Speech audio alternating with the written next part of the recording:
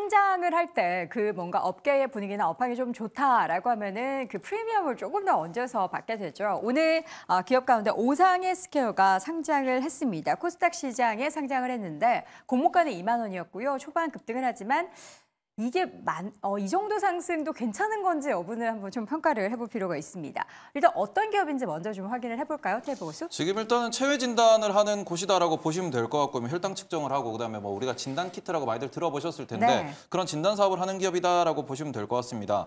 그런 상황에서 지금 시가총액이 5천억 정도까지 올라가 있는 상황이고 윗꼬리를 좀 많이 달고 있어요. 그런데 신규 상장은 다들 아시다시피 그런 이제 신규 상장주의 가장 핵심이 되는 거는 지금 이래서 의무 보유가 얼마나 많냐, 그 부분이 시장에서는 조금 관심 사항이다라고 보실 수 있을 것 같은데 네. 지금 의무 보유 같은 경우에는 지금 이 컴퓨터가 지금 멈춰가지고 네. 잠시만요. 봐주시겠어요? 의무 보유 기간?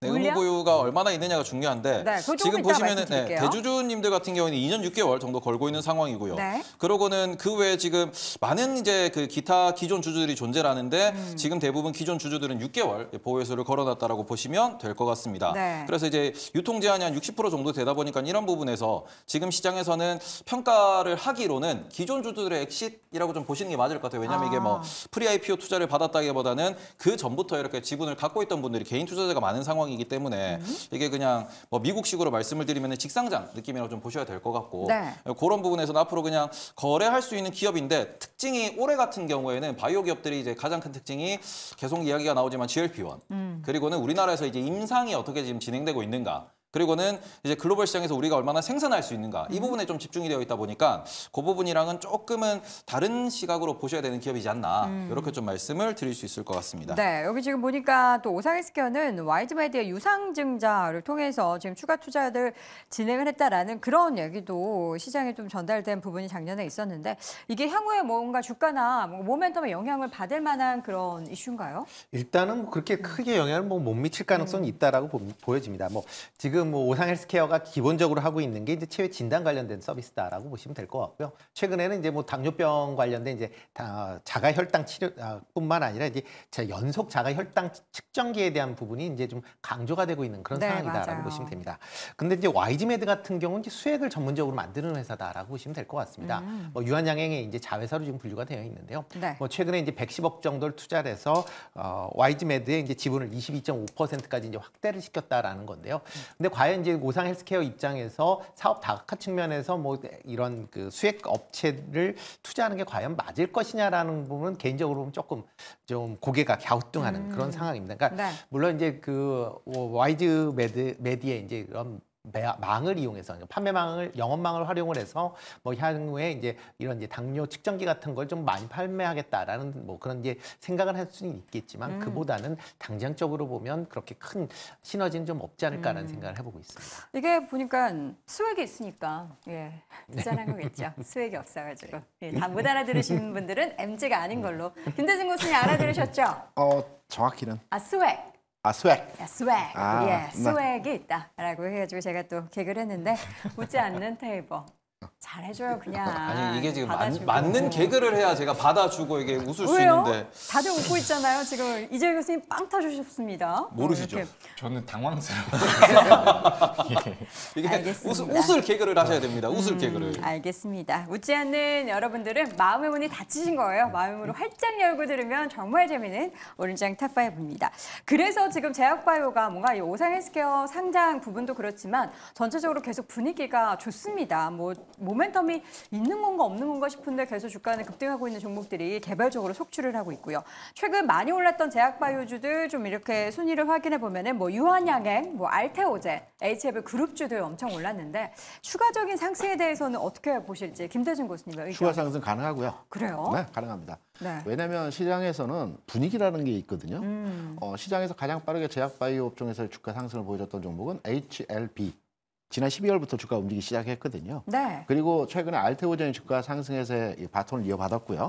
그동안 레고캠 바이오가 상승의 흐름들에서의 연속선상의 순위로에 진행이 되었습니다. 근데 이들 종목들의 주가 흐름을 살펴보게 되면 크게 빠지지 않아요. 조정받을 때. 옆으로 횡보하는 흐름에서의 모습을 보여주고 또 돌아가면서 주가의 상승이 나타나는 현상들을 보여주고 있습니다.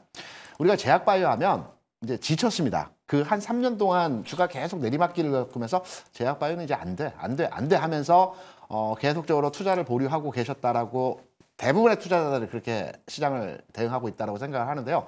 제약바이오의 최근에서의 주가 상승과 시세 집중화 현상에서의 흐름들은 저는 좀 더 지금의 흐름이 이어질 것으로 판단이 되고 있고요.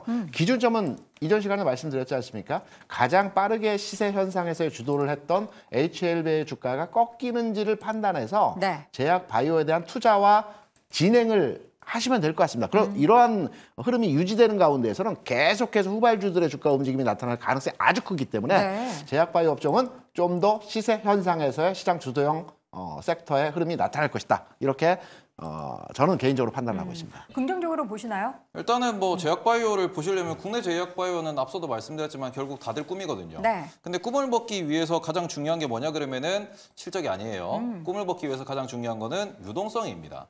근데 지금 글로벌로 유동성이 계속 늘어나고 있는 이 상황에서 우리나라에서 삼성전자를 투자하기도 애매하고 그리고는 다른 대형주들 투자하기에는 실적이라는 게 또 우리가 제조업이라는 부분이 발목을 잡습니다. 근데 그런 상황에서 글로벌 증시는 좋다. 그러면은 우리나라에서 충분히 돈을 이제 흡수할 수 있고 근데 돈을 못 벌고 꿈이 있는 기업이 어디냐? 바이오거든요. 그러니까 2차 전지도 이런 관점으로 보시면 제조업이기 때문에 네. 2차 전지가 작년에는 수급이 좋았으나 지금은 시황을 얘기하고 그다음에 증설을 얘기하고 계속 뭐 전기차를 얘기하는 것도 결국 여기는 숫자를 베이스로 갈 수밖에 없는 이제 거대 제조업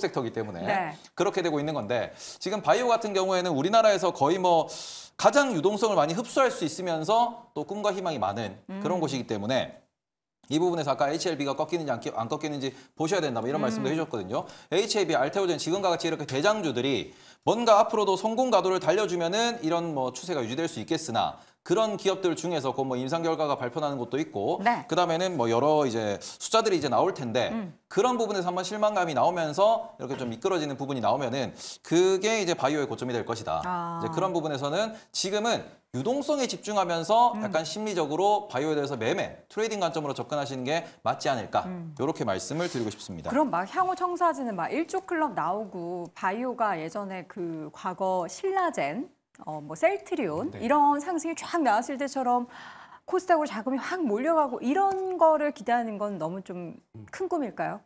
일단 뭐 당시 코로나 시절 말씀하시는 것 같기도 하고요. 그 제약바이오가 강하게 움직였었던 시절이 몇 번 있는데 네. 사실 그때와 지금의 주가 흐름은 좀 다르다라고 생각이 되고 있습니다. 지금은 이제 실질적인 기술 수출도 많이 나오고 있고요.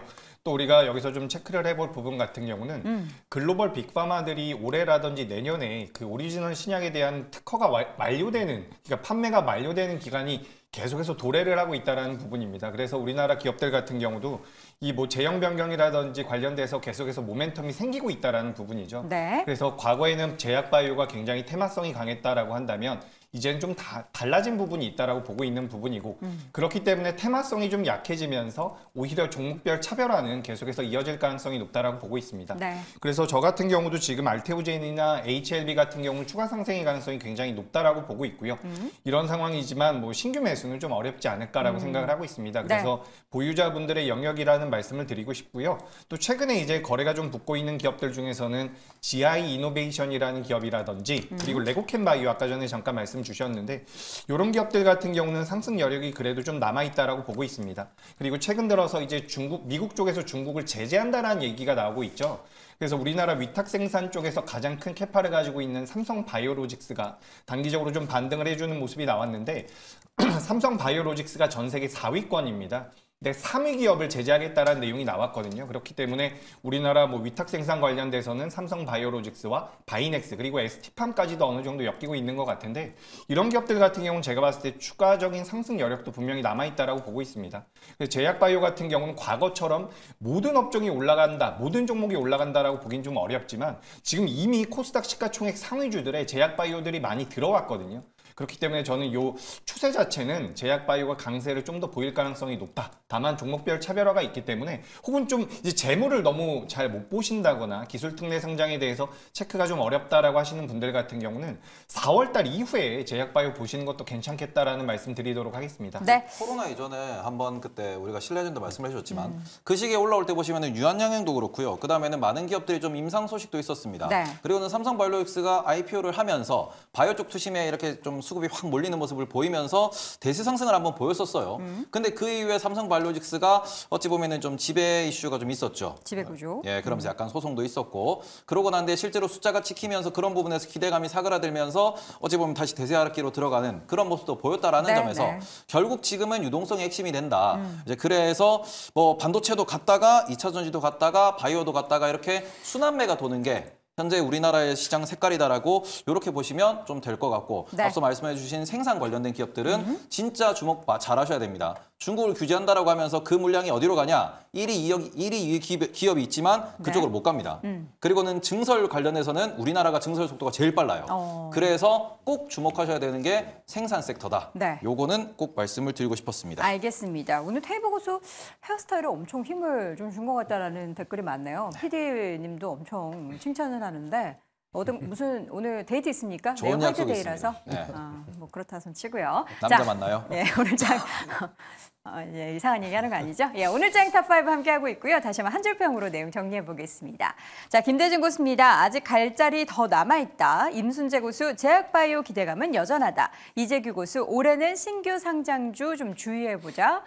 테이블 고수는 24년 올해는 임상 생산 비만이 키워드다라고 의견을 남겼습니다. 네, 오늘 장 탑5 이어서 3위 주제 확인해 보겠습니다.